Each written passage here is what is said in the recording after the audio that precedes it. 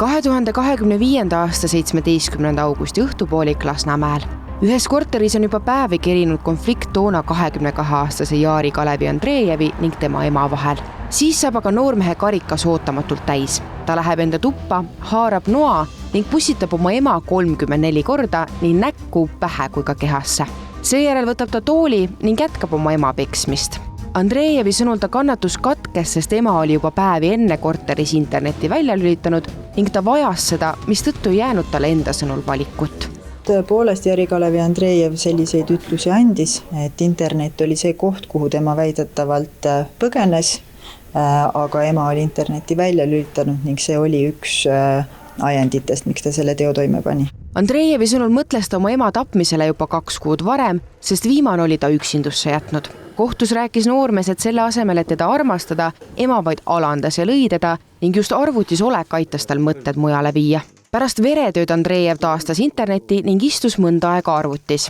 Seejärel mässis ta ema teki sisse ning viis teise tuppa. Noormees puhastas nii enda kui ka mõrvapaiga, kirjutas 8-leheküljelise kirja, kus ta kirjeldas oma tegu, kastis korteris lilled ja viis prügi välja. Siis kõndis ta mere poole ja kutsus endale ise politsei. Kohus pidi Andrejevi suhtes otsuse välja kuulutama mai lõpus, kuid siis saabus Tallinna vanglast kiri, mis muutis kõike. Enne kui kohus otsuse sai kuulutada, saabus siis Tallinna vanglalt kohtule teatis, et Jari Kalevi Andrejevi terviseseisund on halvenenud ning siis selle tõttu kohus kuulas ära poolte arvamuse ja määras uuesti ekspertiisi.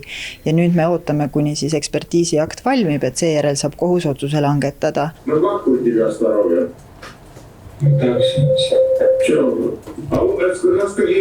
Эксперты были уже, экспертиз сделана или как? Экспертиза была на прошлой неделе. Прошлой неделе. Ну как там, как речь прошло, как они были?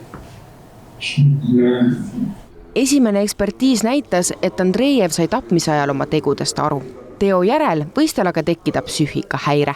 Juhul, kui see leiab tõendamist, saadetakse ta sundravile ning vanglakaristust saab ta kanda pärast seda.